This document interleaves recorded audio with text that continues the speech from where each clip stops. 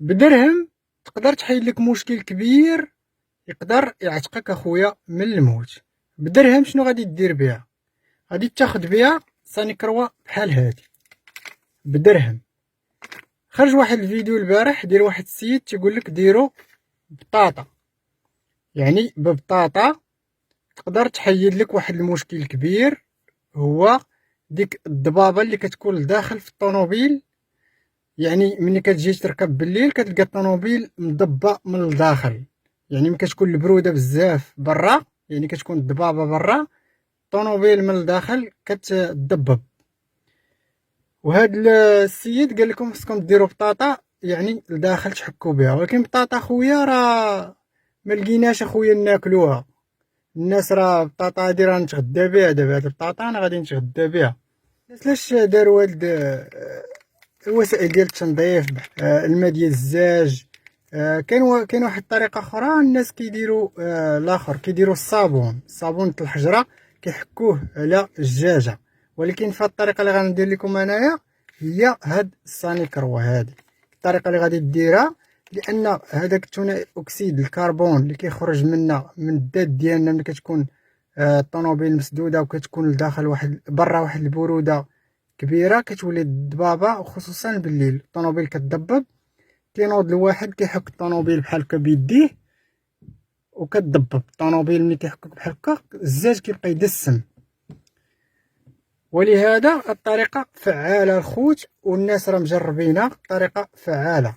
بالنسبه للخوت البطاطا، هاد البطاطا الناس ديال الرمايك والناس اللي كيشدوا الطريق بزاف راه غيأكدوا لكم الخوت بان هاد البطاطا راه عندها واحد الفائده، وهي ان السويغلاس الا خسر لك يمكن لك دير بطاطا وتحك بها الباربريز والزيجان من برا. الا كانت الشتا وخسر لك السويغلاس يمكن لك دير بطاطا ديباني بها.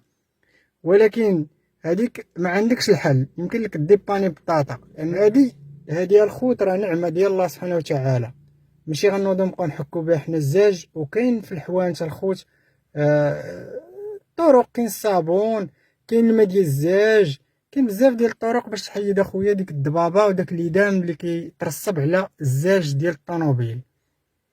الطريقه اخويا هي دير واحد شويه ديال سانيكروا بحال ما هكايا، كتشد شي شيفونه اللي عندك وكتحرك واحد شويه بحال هكا، كترغوي مزيان.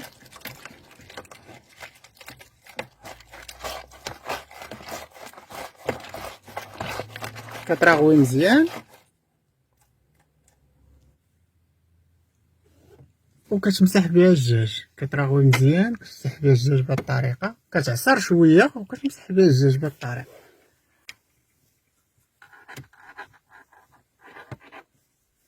كتمسح بها الدجاج كامل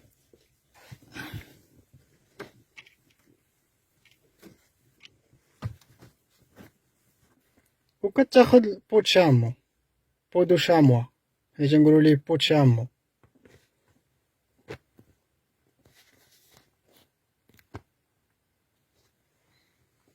وكتمسح هذاك الزاج بحال هكا بهاد الطريقه.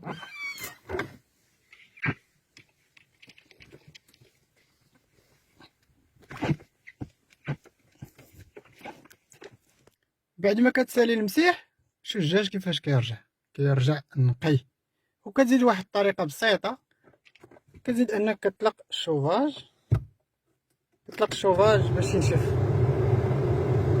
كتريقلو على ديال الزاج فوق اي طوموبيل فيها، وكتطلق الصوفاج.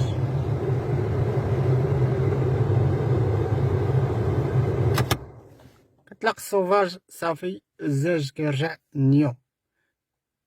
وهذه هي الطريقه الخوت. وبالنسبه للبطاطا كي قلت لكم الخوت، الناس ديال الكاميوات والناس اللي كيشدوا الطريق بزاف مع كيخسر لهم السوايغلاس وراه عارفين هاد الطريقه، خليو لي في التعليقات.